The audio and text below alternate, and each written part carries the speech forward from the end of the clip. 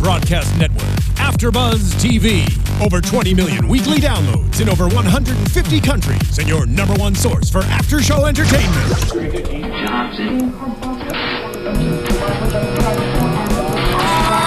AFTERBUZZ TV, the destination for TV superfans, producing after-shows for over 300 of your favorite TV shows, interviewing celebrities and showrunners, and bringing you behind-the-scenes exclusives. All thanks to E! Entertainment's Maria Menounos, producer Kevin Undergaro, and internet leader Akamai. Now, let the buzz begin! Another episode, another song. D-pull from the 70s, everybody. Here we got some hot Kojak playing. Woohoo. Michael cannot get enough of this theme song, everybody. Hey, everybody. Loving it. Welcome to the Angie Tribeca After Show here on AfterBuzz TV. We're going to be breaking down 2 hot new episodes of Angie Tribeca, episodes 7 and 8. So, first of all, folks, like us on Facebook, follow us on Twitter, hashtag ABTV Tribeca. There we go. You can check us out right there. Just tweeted something. That's right. I'm Frank Moran. You can follow me on Twitter at yeah, I guess we're doing at, not hashtag. Yeah. No Yeah, hashtags, yeah. guys. No. We're doing an at for this. I'm so solid about that. At Happy Go Jackie. Follow me, Nikki Preston, at Nikki Preston TV for Facebook and Twitter, and Nikki.Preston for Instagram. On Instagram, at The Only MC. On Twitter, at Michael Clous TV. Woohoo! And I'm Nadine, Della, Pelle, guys. Thanks for tuning in again, and you can catch me at Nadine DP with the number 3. Now, first of all, though, before we get started, Michael said that last week he was going to bring us Pop-Tarts, and this is a man of his word. We were So talking about Pop-Tarts last week. Literally, as soon as the episode ended, I went to Ralph's, got some Pop-Tarts, had the self-control not to open any of them. Nadine's digging in. She's ready already. S'mores. Have you ever had them? Who said they haven't had them? Someone said they haven't. I didn't say I never had them. I said Okay. it wasn't my favorite flavor. Have you ever had s'more Pop-Tarts? I Never had a have. I love them, but I can't eat them anymore. Okay, I'm gonna take a bite, guys, So for you the can- crew. You can't eat them I can't anymore. Eat, I can't eat wheat Go and I for can't it. eat dairy. So Frank, was this your first time? it's not First fair. time with the s'mores. And talking with my mouth full on mic. Well, what do you think? Nice. Very nice. I'm Maybe a on fan. this too, we got a little chocolate in there, a little marshmallow. Yeah. I'm into it. Good job. Good pick. There you go. Next So- week it's your turn. All right. No, Yeah. each Well, week we should bring a snack or something. well, it's true. Since we're going to be talking about an airplane later on in the episode, I guess somebody can bring in some airplane food. Yeah. So, yeah. Okay. Yeah. Peanuts, Yeah. those Wait, blue do- chips. Wait, yeah. people still get food on airplanes? Not a What lot. airplane are you flying? There's little snacks. But there's little snack sacks of peanuts or pretzels, I guess, are our choices. So, as I said, we're breaking down 2 episodes of Angie Tribeca. We're going to start off first with episode 7, Tribeca's Day Off. And that. So, yeah, we start off there with at a quinceañera. They're undercover trying to find some diamonds. And I feel like Angie's in a crabby mood starting off on this. She is just riled up. She's feeling a little frustrated by this whole thing. And it sets the tone for the whole episode. If she just doesn't seem like herself, and obviously that leads to her getting taken off the force for a day and having to turn in her badge and her gun. Yeah, because normally whenever Giles gets way too into the character that they're going undercover for, she kind of just goes with it. And this time she was basically like, Giles, just stop. No, like, not in the mood. Like, we're dealing with a murder case right now. She was actually being, like, sensible, like what you actually should be doing as a detective, not going along with his crazy antics. So that's how you knew, is when she was actually being normal, so to say, that there was something wrong. Yeah. I mean, she goes off on her, she smashes a piñata, then smashes a cake, then smashes birthday presents, then punches a guy. Then Very only finds out- aggressive, very angry all the Yes. time. Yeah. I think it was the dress though too. I mean, I remember like you probably when you went to your prom, did you wear those big like poodle type, skirt dresses? I don't even know exactly like baby Yeah, doll no, I dresses. never wore it, but I've seen them being I worn. But you can just fit a barely lot walk. in there. Yeah. And that was the funny thing was there was a child that was crawling out under Yep. there. There was I don't even know what else. I think like an animal. There was Chicken? There was a Chicken, or a yeah. She was rooster? like ovulating or Chicken something. ran away. So yeah, you never really that's why I don't want to wear that. I don't want anything to get lost there. The toils of the job really getting to her. Yeah, they are. She needed a day off. Absolutely. And we find out as our familiar runner throughout the episode who's screaming during the opening credits there, we finally move over to some of our main cast doing this there. So we've got Giles screaming right there at the beginning of the episode, dealing with a little wound on his head there. Yes. Yeah. Poor Giles, man. I feel bad for him. Angie's always taking out her aggression on him. Yeah. But we find out, of course, as we're talking about, the lieutenant says, hey, you've saved up 12 vacation days on your time here. That's 12 whole vacation days, guys. So she's got to take some. That's a lot of time. But I mean, Angie is very dedicated. The way that we saw in the first episode of her in her apartment and how she gets ready for work, like, that's a commitment to the job. That is your life. Like, if you're bringing that literally home to your apartment. And so it just shows. being a police officer is one of those jobs, it's not 9 to 5. You're always following up on stuff. If there's a case, I'm sure she's staying late. And even what happened later in the episode where you see it on the scanner, you're always listening. You're always paying attention, so that kind of builds up that stress. So it's good to unwind. Yeah. And we see later in the episode too, I feel like she doesn't have a relationship, she's not seeing anyone, so she focuses so much on work, and that's kind of her way of dealing with life, you know. But considering like her doomed romances in the past, to hear her monologue that she does later in the episode about how much she loves her job, I feel like that it seems like that is her one true love. Like any other guy is just going to be a passing fad, but it's going to be being a cop that's going to be going through her life constantly. I don't want to go too far ahead, but I was really excited to see the progression in 7 and 8 of the plot of like the whole characters, where I thought up until this point, and it was one of the reasons I was a little iffy on the show, was that I felt like it was almost episode, like each one. And this one I felt there was a good connection of relationships, and we were seeing that progression of characters. Well, speaking of our relationships there, we see once Tribeca needs to go on this forced vacation, what's Giles going to do? Well, he's going to get partnered up with Tanner and Hoffman for this. They're going to do that. And so we get to a scene there where they're driving in their cop car, and I love that. I'm so excited. Hoffman is driving. Oh, finally he gets the spotlight. He gets to not just be a dog. Stars. Now he's actually like a human dog. Yeah, the star of the whole episode, I think. I loved that. But you could see in the car he was getting a little jealous because he saw a little bonding between Giles and Tanner happening. And There was driving. a lot of relationship chemistry being tested in this episode. Oh yeah, because everything was getting changed up a little bit. It was definitely a lot of fun to see them together, but they almost got along too well. It was a little bit too cheesy for me. Like, yeah, I went to college too. Yeah, I love public radio. It's the first part of a relationship. There's always that The initial bromance. exactly. When you click with someone. Right away, everything's always happy. Everything's always going well. See, it's interesting because when Giles and Angie, when they first became partners, and you saw that Giles was trying to kind of open up, and she's like, no. She completely like stiff-armed him and was like, no, we're not getting anything personal and deep. But with Tanner, they both immediately just like really got, it wasn't deep, but I mean, at least more than what Tribeca was giving him in the beginning. Yeah, and the one person that was not amused, or person, one dog, I guess, that was not amused by that was Hoffman, because he drops him off and just peels out. Gave him that stank eye in the car. He was not having it. He's like, no. You love the donuts? I knew you would love it when Tanner was doing donuts or Hoffman in the it was lot. beautiful. All of it was beautiful. Anything with Hoffman in this show, I just get excited about. So, yes, this is a great episode. So they drop him off at a golf course right there, and then we find out that there is a golf pro that's dead on the course. And a show says it's turning into a real sausage fest, to which we cut to, and we see a sausage fest right there on the course. Yes, per usual. I love it. They have to do that. If you're going to talk about something, they're going to show it, the realistic part of it. And then we get our puking cop, too, as well. Just puking by the sausage fest. Yes, so checking off all the usual Angie Tribeca check marks there. And then we find, while they're breaking down this case, we see Tribeca, though, she's not dealing well with this kind of forced vacation. She's got at the grocery store and really does not do so well. Do you ever have a long-term job where it's hard to get away, where you feel like you have your off day and you feel like you should be working? I mean, I can feel that. I've felt that way, so I understand. Like, you feel guilty if you're not working, or you just subconsciously start like, oh my gosh, I remember I need to do this and that, and you kind of force yourself to be like, no, step back, take a break. So I get, and I mean, if she hasn't taken a day off in how long, they didn't even tell us, but I'm guessing a long time. I think that's all, I guess, goes in contrast to how much you love your job, because I feel like there are jobs that I've had that it's easy for me to just check out because I really don't care about them that much. Like, oh yeah, I'm out. No, I'm not thinking about that job at all. But then there are ones that I do care about that, it's harder to unplug from when you need to take a little time off. Yeah, I think that just shows a lot of who Angie is and how dedicated she is and how much she really does love it. And she was just even trying to solve crime in the grocery store, and someone was like, they're free samples. Let me get it. It's free. Which is the best part of any grocery store, we can say. I feel like she could not pronounce free sample. She didn't. She didn't do it. She didn't want to.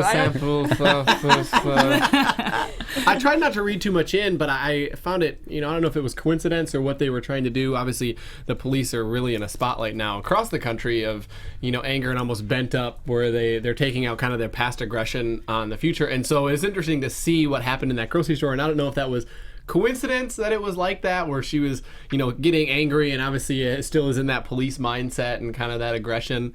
I don't know if it was coincidence or not, but I certainly saw that tie just to in the real world.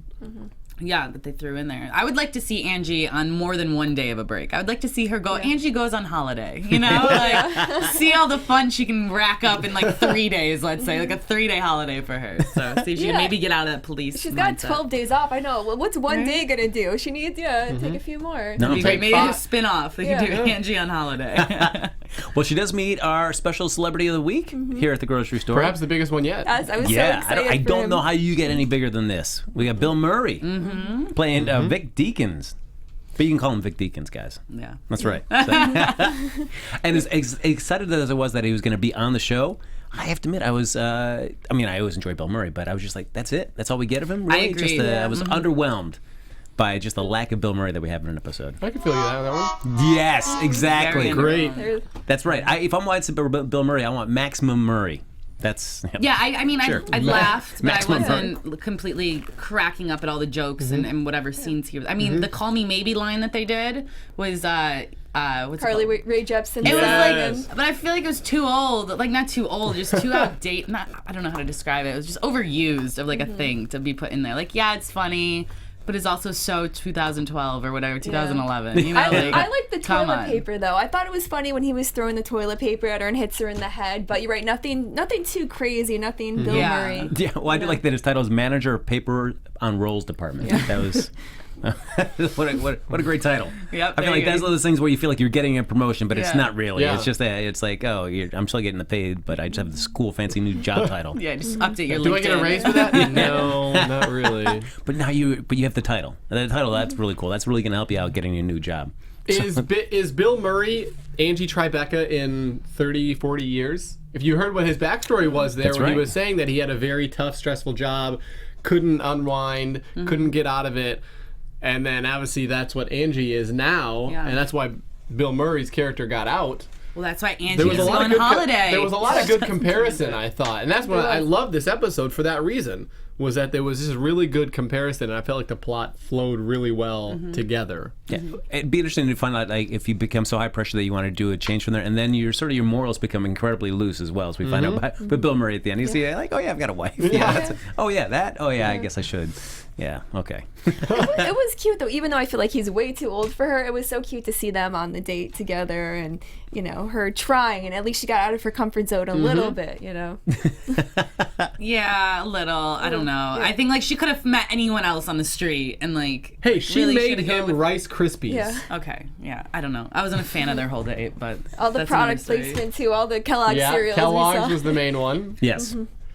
And then we find out, we also, back at on the case, we get introduced to Dr. Templeton Hook. Monkey who helps break down what happened to our victim. Yeah, so I'm wondering in this scene if if this was all improv that they were doing with the monkey, like when Schultz was like saying like, oh, yep, Bella, and the hair's coming off now too. So like so maybe they just left the monkey with the guy and they were just like, he was just taking it off and then they just had to improv what he was taking off, what he was doing. I would have loved to seen that scene be filmed in person.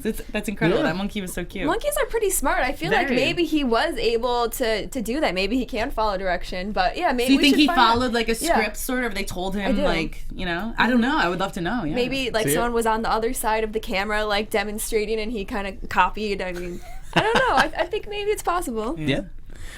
And then we get going back to Angie. Before her date with Bill Murray, she does actually just take her groceries home. And then we have a long, extended cut of her emptying her grocery bag.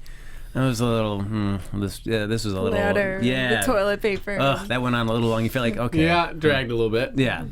I feel like that was my impression of this whole episode. It really dragged a lot. This is probably my new least favorite. Really? Yes. Yeah, I did not enjoy this episode. But we'll save that to the end. We got too much more stuff to talk about there. The captain was in there during that scene, and he really pushed her to get out, go on that date, Yes. explore herself. I mean, he was the one who pushed her to take the off day, so it's not Yeah. surprising. Yeah, I loved that relationship development, that he was really supporting her on this. Like, your boss is the one that you can just sense he cares for her a lot. And then he shows up at her house and is still giving her advice like the little guy in the ear, but he's actually really there using the bathroom, of course. But yeah, I love that dynamic between the two of them. They're just very, he cares. He's close And to I think her. everyone in the office, now that you're seeing more episodes be played out, is that they are a really close-knit family. Oh, of course. And I mean, we even see a little later on in the episode when Tanner asks Giles, like, hey, like, basically, do you feel like bad the fact that you're with me right now and not with Angie, you know? Like, so he's even feeling sort of guilt taking Giles away, so. I felt like the roles were reversed a little bit because normally Giles is always the sensitive one, always wants Angie to, you know, show more compassion. And this time it was like Tanner being like, so, you know, what are we? Like, are we buddies? And I just thought it was kind of cute, you know? Well, we found out that the golf pro, Ryan Hale, was holding 2 golf balls, and they were able to track that down to Eric Stevens, who they call Short Game. So they go to the country club and they talk to his wife, which, whew, that wife.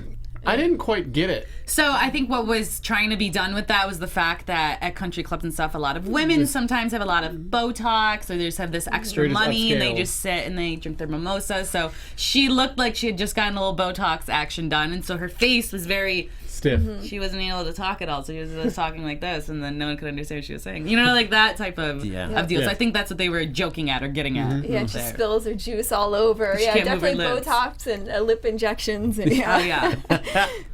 So they go into the locker room and they find Eric Stevens, call him Short Game there, and they find out that, yep, he's the guy who did it. So a big chase ensues. Tweety grabs a golf cart and they want to follow him on another golf cart, but nope, they won't let him out because they got a party of 4 women that are already ahead of them in line. So you gotta follow Worst in line. feeling. Do you guys play Worst golf feeling at all? ever. You guys big golfers? Yes. Have you guys had to deal with that? A really slow team terrible. in front of you? Only at mini golf. Like that's my where I feel like that's thing, like though. yeah. It can drag on. Are you a golfer? Yes, I love golfing, and I also used to work at a country club and stuff. So I would always see things happening, but also playing. It's hard sometimes. Or sometimes if I want to go a little slower, you know, I'm getting lessons or whatever. I always tell people to just go ahead of us. And in this case, they were not allowed to cut the old ladies in line. No. They said a hard no to that. So poor Giles and Tanner. Poor them. Yeah, so they and then we have Murray and Bill Murray there, Vic Deakins and Tribeca. They're having dinner, cereal. Tribeca, great cook, makes a mean bowl of cereal. Everybody, yes. You can't go wrong, man. You can't burn it. You can't. There is a little bit of an art to making cereal. You have to. I mean, depending on how much milk you want to put in the bowl. Do you leave it for like 30 seconds to a minute to let it soften the cereal? Yes, I love soggy cereal. See, there's more that goes into cereal than what you realize. Now, do you put enough milk in? You're judging me. You're judging me. No, I love it. I love hearing this. I love no, because I always put enough milk in so that it can have time to soak and then get the milk all nice and tasty. Yep. And the more milk you put in, if you drink the milk at the end, obviously that's more of a snack. Yes. I, of course, I'm going to be the opposition. I love my crunchy cereal. I love a crunchy So you put like as, bare minimum? Not bare minimum, but maybe like only like half of what you guys are describing right now. Only if it's Rice Krispies, though. Rice Krispies, I let that soak because I like that really soft and mushy, like an oatmeal sort of it tastes like. But we can talk about all this. Wow, I am learning so much about you guys tonight. Cinnamon Toast Crunch. You let that soak. People think it's just cereal. It's not just cereal. Yeah. It's a lot Not that at goes all. into Even it. Pop-Tarts would be great. Dunkin' Even Pop-Tarts. Some milk, yeah. I'd eat decent This milk. is our product placement tonight. know. Pop-Tarts. I know, they should be paying us. Jeez. Pop-Tarts, anyone? So then that's when we have Angie's big speech shows that Murray says that she realized that she's married to the job. And she says that she wants to have kids with it, grow old with it, and read its stories when it's too old to remember her, and be buried next to it, next to the old apple tree next to the district. Were you surprised? I was wondering when he kind of, questioned her on that, what she would say. Would she say, "Oh, I realize that I'm too addicted to work," and I felt like that would be a turning point maybe for her and Giles' relationship. That she could say, "Yeah, you're right. I am too much involved with work. I do need to have a good relationship." And it'd be maybe the start of something official with her and Giles. But she's like, no, I love being addicted to work. And I was like, oh, kind of closed off a little bit on that one. Well, maybe part of her loving work so much is the fact that Giles is actually there. So you know what I mean? It's sort of her hitting 2 birds with 1 stone, is that work for her is getting to hang out with Giles. But I also think we're all kind of just really hoping for this. Really. So we're looking Hey. really hard into the relationship of Giles and Angie, like way too much maybe, but I don't know. But no, I loved that though. I loved it when she was describing work later on in the day, because I think she was forced to go on this date. The lieutenant sort of made her forced to do that, forced to do everything there during the day. And at the end of it, she still wanted to wake up early, do her whole little routine, and go to work. The day was a test. It was. For sure. Yeah. So She needs a real break. This girl, poor woman. This might be a good thing, though. I think it made her maybe miss Giles a little bit. Maybe she'll appreciate him a little more. He definitely missed her. We could tell that towards the end of the episode. Well, yeah, certainly we cut back to the golf course and we see Tanner and Giles in pursuit, and Tanner's just wondering, like, what is this? We were talking about that. So, and Giles is like, hey, why do we have to put a label on everything? It was hilarious. Can't we just have fun? Because in France, cops have multiple partners and nobody makes a big deal about it. It was a good joke. So, yeah. That was a fun one. But no, yeah, the best part of the entire episode is the end, the reunion between Tanner and jealous Hoffman. were you? I was so jealous. How jealous were you? But I was also so excited and happy for them, and like my heart was racing for them. They just run in slow motion, like every rom-com that you've ever seen, and then he just starts licking Tanner's I was hoping face. Hoffman would be able to jump up into his arms. Yeah. And just... He's a dog, remember? He's not really a human.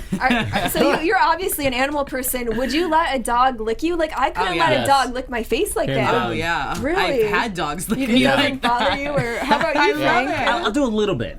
I can't. But I have cats, and so cats are like, they're big on licking on hands, so that's fine with me. But yeah, the dog stuff, I can do a couple licks, but after a while, you're like, enough. I can't do it. I don't know. Such an animal lover. I don't mind. If Hoffman wanted to lick my face, Hoffman could lick my face. Nah, just like smell my crotch. It's fine. Just do that. That's the boundary line. That's it. Get it out of the way. All right, Frank. All right, what is that too much? I thought That's perfect. I thought this is an open, I'll take trusting the lick on the environment. face. You can do the smell on the crotch. That works. Yeah. I love it. So then we find out that they because Hoffman rips off one of Stephen's arms, which I thought that was great. But then Giles calls Tribeca just to touch base, see how the day went, and we find Angie's ending her day by scrapbooking her entire day. Yeah. Which you notice how many scrapbooks she had too. Yes. A lot. That's what happens when you have. Oh, excuse me, the Pop-Tarts are getting to me. That's what happens when you many have Pop-Tarts. 238 partners. Taking a drink of water. Yeah. But then it also shows, like, really how she does care about her job. She does care about Giles. Yeah. She had pictures of Giles, pictures of her and Bill Murray. And I was wondering, too, now, how did she get these pictures? Because obviously it wasn't a selfie. No one was there taking them. You know? It was great because it was a picture of herself scrapbooking and then Giles on the phone. I thought that was great. Yeah. It's just so funny. It's just so creepy. All right, so quick impressions on the episode. Where does this kind of rank for you guys? I liked it a lot. I mean, we saw more of Hoffman, more of Tanner, which was good. And we're slowly starting to see Angie open up a little more, even though, we still understand that she loves her job. I think the episodes keep getting better and better. I'm liking the show more and more as it goes on. Yeah. I would say as far as the specific plot for the show, I mean, it was about middle, but as far as what the plot meant, and it kind of progressed the show as far as relationships, and I think overall just the whole relationship theme, I really enjoyed it from that perspective. And you know my answer. Anything with Mr. Hoffman in this, I am all set for. But no, I really love this episode that they actually gave him more of a character. They gave him more of a role in the show. If you're gonna have, are we still talking about Hoffman? Yeah, we're talking about Hoffman. Okay, that's what I was sure. So Hoffman was great, so I loved it. We're good. Yeah, for me, it was, as I said, it wasn't one of my favorite episodes because I felt like it just teased me with a lot of potential and then didn't follow through. I can feel you on that one. If it's an episode about Hoffman and you've got Bill Murray, those are two awesome things that I want to see lots of, and I feel like I didn't get enough of that. I mean... Yeah, but they're still sub-characters. At least Bill Murray is. So you can't take up most of the episode with him because you got to progress the season. We're getting to the end. But I agree with Frank. I don't think they put enough of him in. Yeah. There wasn't enough of him. There wasn't enough joking with him. Like when you think like Keegan-Michael Key from the last episode where they're playing poker and all that stuff, like that was a lot of him in that episode. If we had the equivalent of that with Bill Murray, I think I would have walked away more satisfied with that episode. But do you think Bill Murray will come back? Because I feel like there was an opening. He was like, I want to see you again, Angie. Maybe I'll see you tomorrow. So I'm hoping, maybe season 2 he comes back. Could happen. He divorces his wife. I Maybe know. we'll see what happens. Just shows up. Yeah. I mean, what has Bill Murray got going on? I mean, he doesn't have anything else. No, right? Nobody wants him in his movies. Yeah. So now we go on to episode 8, Murder in the First Class. The way this started out, I was happy that it was almost a continuation, and I was wondering where they would take it with Giles and Tribeca in the couch, and he offered to help her, and was she going to open the door? And she didn't. Nope. She's strong enough. She can carry a couch. Lightest couch, picks it up with one arm, that's it. Yeah, so we found out the theme of the episode is certainly going to be that Tribeca does not want to accept help from anybody, which just rankles Giles. Yeah, well, he calls her out right away in the beginning for being way too independent, and we see that that's the theme of the entire episode. So Miss Tribeca back at work and That's already right. causing Yeah. issues. Oh, so much for that vacation. I know. Ugh. Seriously. So then we go to our opening credits, and this time another major cast member. We get the lieutenant screaming out of that because he's Screaming? getting his health insurance exam. I wonder what the original screamer did wrong. That he just got kicked out of his job. Like, what did you do wrong on set that they're like, nope, we're cutting you Pitch out? was a little too high. We Yeah. gotta scrap you. You're done. Yeah. Get out of here. Didn't Just have a enough little room in too the cheap. budget. We don't want to pay you. And we learn that the lieutenant says that there's been a killing spree, which I like Gal saying that sprees make it sound fun, but it isn't. But there's been murders on the last 3 Thursday night evening flights from New York to Los Angeles, all in first class. Yes, Only the rich people getting murdered. that's right. Yes, Gal says someone has it out for rich people. Yeah. When are rich people going to get a break? Yeah. Come on, guys. Their why I lives don't are say first are class. so hard. There you, how many times have you guys ridden first class? I think like once when I was like 8, on like because we got upgraded when they used to do that for free Yeah. and all that stuff back in the day. But yeah, I don't have any other real experiences with it. Never for me. And they won't even give you like a blanket, you know? If you're not in first class, they're rough. Yeah, but I feel like first class now, though, I mean, unless you're traveling like internationally, I feel like then you get a lot of perks in first class. Yes. I feel like now first class is Yeah. kind of looks the same. They don't really have a divider anymore. There's not really that many perks of it. It looks like, but I don't know. Maybe that's just an outsider looking in. Yeah, no, I was noticing the same thing, and I'm like, is it really worth the extra money? You might get a little more leg room, but yeah. Hey, Yeah. for someone who's 6'5", that extra leg room, every inch matters. Okay. So for tall people, sit in Yeah. first class. That's right. Yep, there What you go. about I gotta- the exit row? Do you tend to sit there because there's every room? time I go to the airport, I try to get the exit row. And then the best is when you get the exit row on the far like window side where there's no seat in front of you. You are so experienced. Oh, AfterBuzz TV exclusive. well, Periscope Live next time I'm on an airplane. Please I'll do. Check I will out tune how in. to. There's a how to. How to get an exit Yeah. Now seat. you gotta butter up the people at the desk. Be like, I was wondering, is there any open exit rows today? And you tell them a joke, ask them about their day, and then you ask. There you go. Yeah. Win them over. Yeah, hit us up on Twitter, guys, with your airplane seating preferences. Yep. We'd love to talk to you guys about that on Even just Twitter. window or aisle. Yeah, just find out. Yeah, exactly. We want to know. Yeah.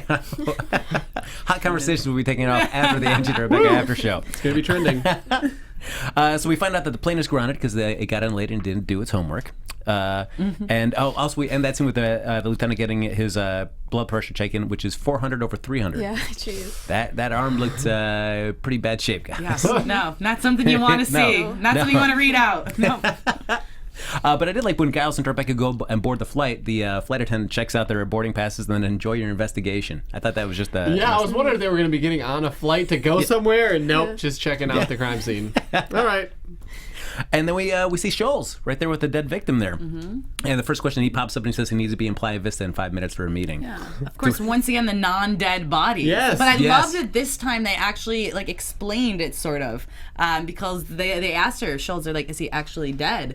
And she goes, yeah, that's just called postmortem reflexive movement. So she finally, in episode 8, gives us a reason why all of these supposed dead people are actually awake still. I guess the nerves are still working on them. It sounds very and they're scientifically able to sound. function perfectly as if they were really alive. So at least she had a description waiting for us this And then time. I was like cringing when she kept hitting him in the head over and over and over again. Yeah. I was like, oh my gosh. Just went to like, town on don't- that guy. Yeah. And then we find out that the first class flight attendant was on duty the whole time. And we find out it is Vivian Tribeca, played by Laura Bell Bundy. Second cousin once removed. And why was she removed? Because she's really annoying. Did she do it for you guys? Were you guys feeling her at all? Because she was definitely doing it for Giles. Yeah, I'm not that I overly. mean, she wasn't unattractive. But like, what about those overly flirtatious moves, though? Oh, yeah. Well, that's just taking the whole Southern Belle type thing to the next level. That's just, once again, with the writing. If you're going to have a Southern Belle on there, she's going to talk like every other corny country movie you've ever seen, you know? And so, I don't know. She was annoying to me. know, I'm licking- glad she was removed from the family. I'll just say that. I loved it though, licking the ice cream cone, fainting into Giles' arms, you know, all Yes. that. It was very cheesy, but I like it because I feel like it's going to make Angie jealous. And then, I was wondering yeah, that. maybe it'll get some sparks jokes going between Giles and Angie. Well, I do like after she compliments Giles, and we have our puking cop come back, and he just pukes just right there, right after that compliment served out. And one thing that I realized reading some interviews with Steve Carell and Stephen Colbert is that the two of them wrote together back in Second City in Chicago, back before they made it. That's where they got their start off. And they did this thing with two nauseous waiters. That was their first thing because they both realized they had a common love for people throwing up or trying to hold it back from throwing up. Interesting. Yes, so I feel like maybe that's certainly a little recurring gag from Steve Carell that kind of made its way into the show. Oh, no way, that's such great trivia. Yeah. He's just a fan of the thrower-uppers. Yes. That's even a word. There you go. Yeah, so if you can check it out on YouTube, that sketch where they do their two nauseous waiters there, and they're kind of reading through the specials and the menu, and they're just trying to hold back from vomiting the whole time that they're talking You have about that on this your food. Twitter? Oh, no, I should put it on my Twitter. Put it on your Put Twitter. it on my Twitter, guys. I'll retweet it. All right, let's do it. And then Stephen Colbert on his Late Show right now, he did it with Emily Blunt and John Krasinski because they're big fans of that sketch as well, that he will do line readings with them where they try to hold in from vomiting. And so those are two funny little bits. I'll have to find those and put it on Twitter as well, too. Interesting. Yeah, Yeah. we'll check them out. That's Yes. great. I love that he incorporated his own he put his own little personal touch on the show on top of everything else, you know? It makes somebody pukes. in Yeah, every right. episode, In guys. every episode. I love that the puker wasn't cut out, but the screamer was cut out. That's why maybe the decision room. That's Do we right. cut out the screamer, or the puker? And Steve Carell's like, no, the screamer's out. Leave the puker alone. I know. Eventually, you think they'll cut out the puker and then have each one of the characters puking, and who knows? Oh no, this No. guy's staying. From the story you just said, that this Yeah. guy's staying in. This guy's- I think. yeah, I mean- Second season will probably Made the see him cut. too. I think, if he's listed on IMDb as cop puker, I would love that. That would put I that on know. my resume. That'd be fantastic. Well, if I ever work on a show with Steve Carell, and I know there's going to be a puker in that, I'm going to take that gig just for job security, because I know I will never lose my job with that. So Giles takes Vivian home, and Tribeca's getting a little worked up about it, but then Giles comes back like, hey, you don't need anybody, so what do you care if I go home with her? So Challenge. passive aggressive. Yes. Challenge. The most passive aggressive line I've heard Giles say, because he's still hurt from the beginning of the episode of the couch, and so then he has to say this now, and like, all right, Tribeca, whatever. But at the same time, he's saying it because he does really care about her. Yeah. And then we find like one of the weirdest visual jokes that I'd seen in all these episodes so far is with Tanner and Tribeca walking down the street. They're stopping at a couple food carts. And then at one point, as they're talking, it cuts away and there's somebody else playing Tanner's role just for a moment. And then it comes back and they're at a completely different food cart when you come back to the wide shot. It was such a weird, random visual joke. Yeah, really weird. And the girl kind of looked like Angie, but that guy didn't look anything like Tanner whatsoever. I didn't understand. I was like, all right, I don't know. It was weird, yeah. It's just more confusing than anything else, than actual joking. Yeah, because I didn't really get what the joke was trying to allude to or pay off, so it didn't. It felt like whoa, maybe I missed out on it. I was like, that seems so weird to me. Was there a joke that I missed out on? I don't think so. I think I didn't really know what was going on. Either. I know. I was like, what's happening? Yeah. And then I didn't know if it was just my TV that it jumped, but I was like, okay, yeah, they did go to a second food stand then. It was really weird and There's confusing. certain, things, in the, we're all there's certain things in confused. the show where they make sure that you're watching. Yeah. I guess, that Yeah. are you actually paying attention? You have to. You have to with Andrew Tribeca. have to. Never leave your eyes. Don't on look screen. away. Yeah. I know, honestly, if you do look away, you'll miss like any little joke, though. I mean, No, that's true, because it's not one of those where you can kind of just listen and like surf your computer or something like that, because there's so many visual jokes as well that you're going to be missing almost half the comedy on this. So then we find out that there are two suspects, though, Julia Gaffney and Gordon Manhattan. So they decide to split up, and Tanner goes and talks to Gaffney with her kids, and while they check out Tanner Hoffman. and Hoffman. Yeah, I'm sorry. Yes, that's right, because Hoffman gets in the act. He Don't gets get dressed me like angry over yeah, here. that's right. Your Hoffman Hoffman moment was there. Yes, did you enjoy your Hoffman moment in this Of course episode? I did. Not Would as you much play as dress last up? episode. Would but you play dress up with Hoffman? I would have a whole day with Hoffman. Like, I will babysit Hoffman. I just love him so much. But yeah, that was great with Tanner being just all the kids all around him. Kids are in the washing machine. Kids are jumping everywhere. I did like that she grabs the kid out of the dryer. Remember what happened last time? You were 7 and now you're 5. yeah. It's like, We went back in time. I guess he shrunk. So he shrunk in age as well. And then it's we don't. I have 7. She doesn't have time. She's got so many kids. She doesn't have time to put together a murder. And then she calls one of her kids by name, Keith Urban Harrison Ford Gaffney. Great name, guys. Have you guys thought about what do you want to name your kid? And did that spark like, hey, maybe that's a great name for my kid? Yeah, I wrote that down verbatim. Have it all ready. I may even have to copyright it over them. I was gonna say, I don't know if anyone's challenging you much on that name. No, Keith Urban. Only my child, when they get old enough, then they will start challenging Then me. they will be challenged. Then the issues will arise. I'm not ready to have kids, but I think about it all the time. It made me think, oh, I definitely don't want to use any of those names, but No? no. You want Keith Urban, Harrison Ford in there? Not at all. Oh, come on. Maybe Harrison Ford, I mean. Pick one celebrity that you would want to use as a possible name for your child. Wow, oh my gosh, this is really putting me on the spot because I don't like any names. I'm really, really hard. Just him the nameless child. Nicolas Cage, because Nick and like Nikki and, you know. All right. Nicolas Cage, All right, after Nicolas Cage. yourself. Yes. So then while Tanner's there, we get Giles and Tribeca over at the mechanic talking to Manhattan, and we find out that Vivian's came down with a case of the vapors. What a shame. What a shame. But the mechanic recognizes the guy, and I kind of like that scene because the mechanic keeps popping out from underneath various different cars as they're doing that kind of a interrogation with him. And we do find out that he wanted to murder that guy because he bought the last ticket in cash into first class and then just kind of made a big deal about it. There's a heated battle between the people in coach and the people in first class. Yeah. No, You know? it's not good sometimes. People die. Yeah, but we learned the cardinal People rule. die. Yes, is that the But people in coach you aren't cannot. allowed. Yeah. Yes, you can't murder the people in first class. That's a cardinal rule. Airplanes. So. Yeah. Then, did you guys notice, though, was it kind of weird how Scholes was trying to kiss Angie in the episode? Like, is Angie supposed to be like a guy? Because then, like in a few episodes back, Lori Partridge tried to kiss her, and is it just like gay scenes, or is it like they think she's a guy? Because I think like it was after like Vivian left, and so she's like, "Oh, I could do that." Put on some kind of Southern charm, and then Scholes was the only one around her, so I think that it was just like, oh, she just kind of responded to that, her kind of being really overly flirtatious. Yeah. Okay. I was like, yeah, I don't know what they wanted here with this.